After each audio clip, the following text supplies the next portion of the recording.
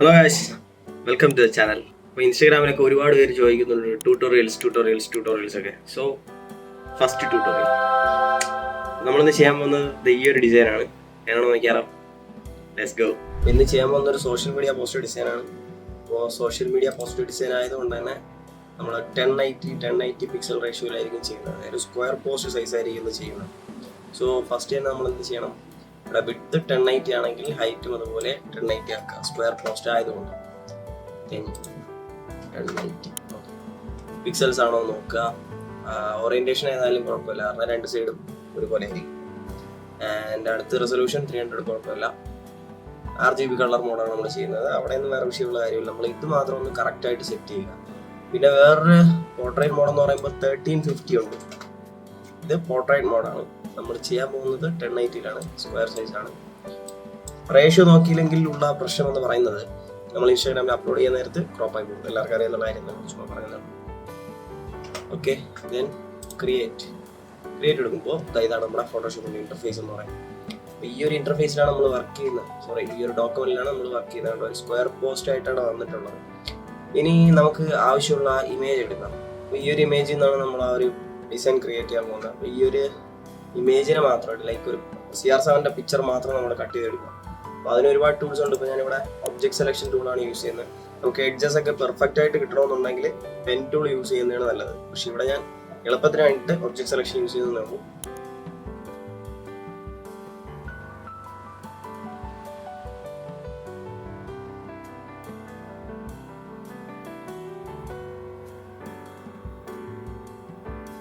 Selection വെച്ചിട്ട് തന്നെ Ctrl+J press ചെയ്യണം. എന്തിനാണെന്ന് വെച്ച് കഴിഞ്ഞാൽ ഡ്യൂപ്ലിക്കേറ്റ് ലെയർ.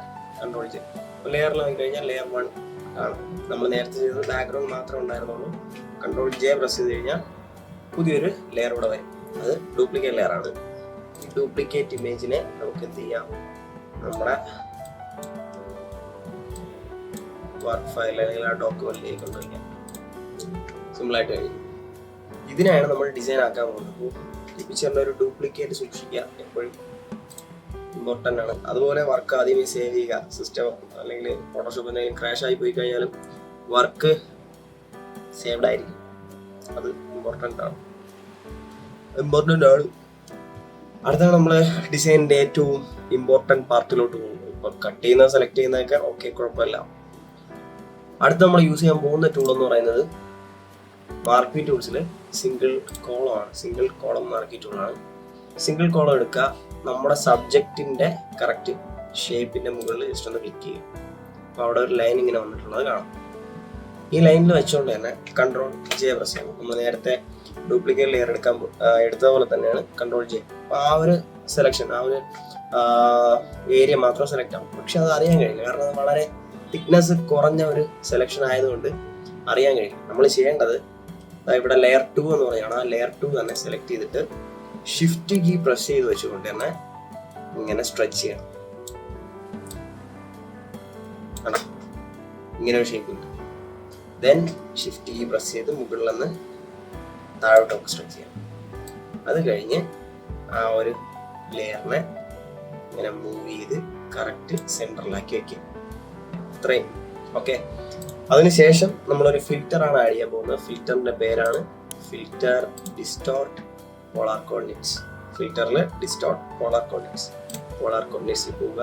ദെൻ ഓക്കെ, അറിയാൻ പറ്റും ഈ ഒരു ഷേപ്പിലോട്ട് ചേഞ്ച് ആവും. ഓക്കെ കൊടുക്കുക. ആയി. ഓക്കെ അല്ലേ? അപ്പോൾ ലെയർ 1 കോപ്പിയുടെ താഴെ വേണം ഈ ലെയർ 2 കൊണ്ടുവയ്ക്കാം. എളുപ്പമാണ്. ലെയറിൽ വന്ന് നമുക്ക് എന്ത് ചെയ്യാൻ ഡ്രാഗ് ചെയ്ത് വെച്ച് കൊടുത്തു കഴിഞ്ഞാൽ ബാക്കിലാണ്. ഇനി കുറച്ച് ഏരിയ കട്ടായി പോകുന്നത് പോലെ ഉണ്ട്. അതിനെ ഇവിടെ യൂസ് ചെയ്യുന്നത് ലെയർ മാസ്ക് ആണ്. ലെയർ മാസ്കിന്റെ പ്രത്യേകതകളൊക്കെ ഉണ്ട്. ലെയർ മാസ്കിന്റെ പ്രത്യേകത എന്ന് പറയുന്നത് നമ്മൾ എറേസ് ചെയ്ത് കഴിഞ്ഞാൽ പിന്നീട് റീസ്റ്റോർ ചെയ്യാൻ പറ്റും. അതായത് ഈ എറേസ് ടൂൾ യൂസ് ചെയ്ത് കഴിഞ്ഞാൽ നമുക്ക് റീസ്റ്റോർ ചെയ്യാൻ പറ്റത്തില്ല. അൺഡു ചെയ്യാൻ പറ്റും, പക്ഷെ ഒരുപാട് നമ്മൾ ഫ്രണ്ടിലോട്ട് പോയി കഴിഞ്ഞാൽ പിന്നീട് അൺഡു ചെയ്യുന്ന ബുദ്ധിമുട്ടാവും. അതുകൊണ്ട് ലെയർ മാസ്ക് അപ്ലൈ ചെയ്യുക. ലെയർ മാസ്ക് അപ്ലൈ ചെയ്തതിന് ശേഷം ഇവിടെ കളേഴ്സ് നോക്കണം. ബ്ലാക്കും വൈറ്റും ആണെങ്കിൽ ബ്രഷ് ടൂൾ എടുക്കുക. ബ്രഷിന്റെ സൈസ് അല്പം ഒന്ന് കുറയ്ക്കുക, അഡ്ജസ്റ്റ് ചെയ്യുക. ബ്രഷിന്റെ സൈസ് അഡ്ജസ്റ്റ് ചെയ്യാൻ ഇവിടെയും ഓപ്ഷൻ ഉണ്ട്. ബ്രഷിന്റെ സൈസ് അഡ്ജസ്റ്റ് ചെയ്യാം. ശേഷം ബ്ലാക്ക് കളർ ആണോ എന്ന് നോക്കുക. ബ്ലാക്ക് കളർ ആണെങ്കിൽ മാസ്ക് വൈറ്റ് ആണ്, കളർ ബ്ലാക്ക് ആണെങ്കിൽ എറൈസ് ആണ്. ഇനി കളർ വൈറ്റ് ആക്കി കഴിഞ്ഞിട്ടാണ് നമ്മൾ കൊടുക്കുന്നതെങ്കിൽ റീസ്റ്റോർ. അതുകൊണ്ടാണ് നമ്മൾ ലെയർ മാസ്ക് യൂസ് ചെയ്യുന്നത്. മനസ്സിലായെന്ന് വിചാരിക്കുന്നു. റിപ്പീറ്റ് കണ്ടാൽ അപ്പോൾ മനസ്സിലാവും. ഓക്കെ, അപ്പോൾ ബ്ലാക്ക് കളർ ആക്കുക. ദെൻ ചെറിയൊരു അഡ്ജസ്റ്റ്മെന്റ് കൂടെ നമുക്ക് കാരണം താഴ്ത്തിരിക്കും.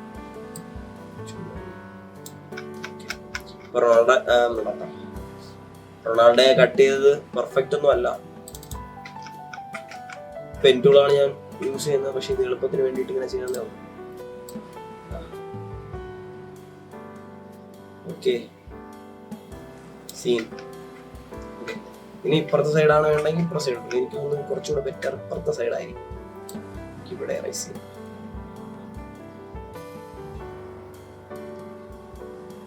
ഓക്കെ, ഇത്രേ ഉള്ളൂ. ഡിസൈൻ ഏറെക്കുറെ സെറ്റാണ്. ഇനി കുറച്ച് അഡ്ജസ്റ്റ്മെന്റ്സ് ആണ്, ലൈക്ക് ഷാഡോസ് ആഡ് ചെയ്യണം, അങ്ങനെ കുറച്ച് കാര്യങ്ങൾ. അപ്പോൾ ഇത് രണ്ട് ഒബ്ജക്ട്സ് ആയിട്ടാണ്. അപ്പോൾ നമുക്ക് ഷാഡോ കൊടുക്കണം. ഷാഡോ കൊടുക്കാൻ വളരെ ഈസിയാണ്. ഫസ്റ്റ് ചെയ്യേണ്ടതെന്ന് പറഞ്ഞാൽ ഈ ഒരു ഒബ്ജക്റ്റിനുള്ളിൽ റൊണാൾഡോയുടെ ഷാഡോ കൊടുക്കണം. അപ്പോൾ അതിന് നമ്മൾ ചെയ്യേണ്ടത് ലെയർ 2ന്റെ മുകളിൽ വേറെ ലെയർ ക്രിയേറ്റ് ചെയ്യുക. ലെയർ 2ന്റെ മുകളിൽ ഈ ഒരു പ്ലസ് ബട്ടണാണ്.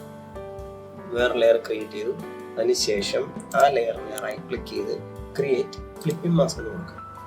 അതിൻ്റെ അർത്ഥം വേറെ ഒന്നുമല്ല, ഒരു ലെയറിന് മറ്റൊരു ലെയറിന്റെ ഉള്ളിലാക്കുന്നതിനാണ് ഫ്ലിപ്പിംഗ് മാസ്ക് എന്ന് പറയുന്നത്. അപ്പോൾ നമ്മൾ ക്രിയേറ്റ് ചെയ്തിട്ടുണ്ട്. അപ്പോൾ ഇവിടെ ലെയർ 3യിലാണ് നമ്മൾ ആ ഷാഡോ ആഡ് ചെയ്യാൻ പോകുന്നത്. അതിനായിട്ട് ബ്രഷ് ടൂൾ എടുക്കുന്നു. ഷാഡോക്ക് ഞാനൊരു ബ്ലാക്ക് ഡാർക്ക് കളറാണ് യൂസ് ചെയ്യുന്നത്. ദെൻ ബ്രഷിനെ ഹാർഡ് റൗണ്ട് ബ്രഷ് ആയിരിക്കും മാറ്റിയിട്ട് സോഫ്റ്റ് റൗണ്ടിലേക്ക് ചേഞ്ച് ചെയ്യുക. ഓക്കെ, ഇനി നമുക്ക് അതിൻ്റെ ഒപ്പാസിറ്റി ഒന്ന് അഡ്ജസ്റ്റ് ചെയ്യാം. നമുക്ക് അവിടെ ഒരു പെർഫെക്റ്റ് ഷാഡോ കിട്ടിയിട്ടുണ്ട്. ഇത് ഓക്കെയാണ്. ഇനി ചെയ്യാൻ പോകുന്നത് റൊണാൾഡോ ഈ ചവിട്ടി നിൽക്കുന്നിടത്ത് ഫ്ലോറിൽ പോലെ നമുക്കൊരു ഷാഡോ ആണെന്നുണ്ടെങ്കിൽ വേറെ ലെയർ അതിന് വേണ്ടിയിട്ട് ക്രിയേറ്റ് ചെയ്യണം. ദെൻ ലെയർ നമ്മുടെ ബ്രഷിൻ്റെ ഓപ്ഷൻസിൽ തന്നെ ഇവിടെ ഒരു ഓപ്ഷൻ ഉണ്ട്. നമുക്ക് ആ ഒരു ആംഗിളൊക്കെ ക്രിയേറ്റ് ചെയ്യാൻ പറ്റും. ആ ഒരു ബ്രഷ് വെച്ചിട്ട് ആ ബ്രഷ് എങ്ങനെ ഇരിക്കണം എന്നുള്ള ഒരു സെറ്റപ്പ് ചെയ്യുന്നതാണ് ഈ ഒരു സംഭവം. വേറെ എന്ന് പറഞ്ഞുകൂടാ, ഇങ്ങനത്തെ ഒരു സാധനം. ഓക്കെ, ദെൻ ജസ്റ്റ് ഒന്ന് ക്ലിക്ക് ചെയ്യാം. അപ്പോൾ അവിടെ ഒരു ഷാഡോ. ഈ ലെയറിനെ നമ്മൾ പുതിയ ലെയർ ക്രിയേറ്റ് ചെയ്യുന്നതുകൊണ്ട് തന്നെ ആ ലെയറിനെ എവിടെ വേണോ നമുക്ക് കൊണ്ടുവയ്ക്കാം. അതിനാണ് ലെയർ ക്രിയേറ്റ് ചെയ്ത് ബ്രഷ് ടൂൾ വെച്ച് കളർ കൊടുക്കുന്നത്. അതല്ല നമ്മൾ വിത്തിൻ്റെ ലെയർ കൊടുത്താൽ ഇപ്പം റൊണാൾഡോ വരെ ലെയർ 1 കോപ്പിയിലാണ് നമ്മളൊക്കെ കൊടുക്കുന്നതെങ്കിൽ റൊണാൾഡോ എവിടെയൊക്കെ കൊണ്ടുപോകണം അവിടെ ഈ ഷാഡോ പോകും. അതൊരു പ്രശ്നമായതുകൊണ്ടാണ് ലെയർ ക്രിയേറ്റ് ചെയ്ത് നമ്മൾ എന്ത് ചെയ്യുന്നത്, ഷാഡോസ് ആഡ് ചെയ്യുന്നത്. ഓക്കെ,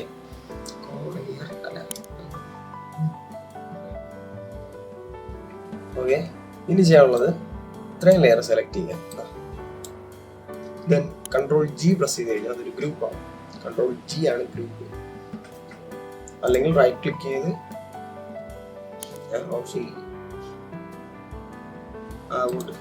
ഇവിടെ ഗ്രൂപ്പിന്റെ ഫോൾഡറിന്റെ നമ്മുടെ ന്യൂ ലെയർ ക്രിയേറ്റ് ചെയ്യുന്നതിൻ്റെ അടുത്ത് ഒരു ഫോൾഡറിന്റെ ഓപ്ഷൻ കാണാം. അതാണ് ഗ്രൂപ്പ് ചെയ്യുന്നത്. ഗ്രൂപ്പ് 1 ആയിട്ടുണ്ട്.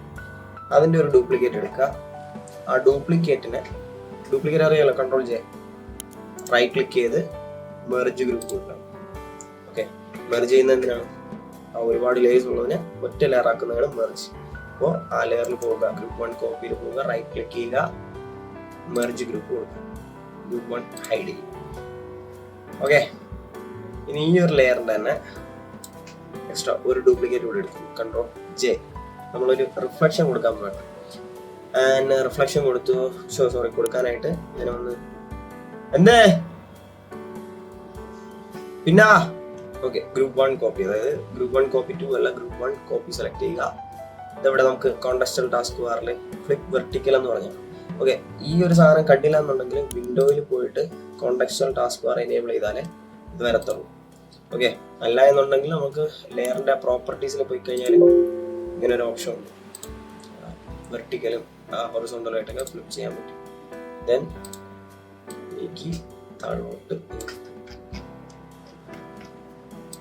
വയ്ക്കാം ഇതുപോലെ. ഓക്കെ, ഒരു റിഫ്ലക്ഷൻ കണക്ക് സെറ്റ് ചെയ്യാം. ഇനി ഒപ്പാസിറ്റിയൊക്കെ അല്പം ഒന്ന് കുറച്ച് കഴിഞ്ഞാൽ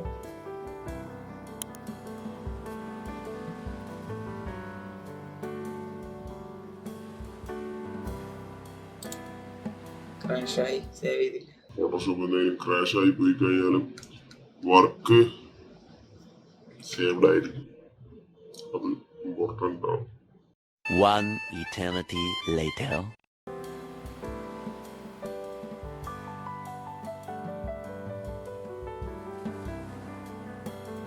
സോ അത്രേ ഉള്ളൂ. ഇതാണ് പോസ്റ്റർ. ഞാൻ ജസ്റ്റ് ഇത് റഫായിട്ട് ചെയ്തതാണ്. ശരിക്കും പറഞ്ഞാൽ കറക്റ്റ് ഒരു പോസ്റ്റർ ഡിസൈൻ അല്ല. ഇത് കുറച്ചുകൂടെ ടൈം എടുത്ത് കഴിഞ്ഞാൽ കുറച്ചുകൂടെ നമുക്ക് ബെറ്റർ ആയിട്ട് ചെയ്യാൻ പറ്റും. ആൻഡ് ആ ഒരു ഡിസൈൻ കാണിച്ചു തരാൻ വേണ്ടി മാത്രമാണ് ഈ ഒരു വീഡിയോ ചെയ്തത്. നിങ്ങൾക്ക് നിങ്ങളുടെ പ്രോജക്റ്റിൽ, ഡിസൈൻ പ്രോജക്റ്റിൽ ഈ ഒരു വീഡിയോ ഹെൽപ്ഫുൾ ആയിരിക്കും. മേ ബി ആ ഒരു ഡിസൈനൊക്കെ ട്രൈ ചെയ്ത് നോക്കാം. ഇനിയും ഇതുപോലുള്ള വീഡിയോസ് വരും. വീഡിയോസിനായി ചാനൽ സബ്സ്ക്രൈബ് ചെയ്യുക. ശരി, ബൈ.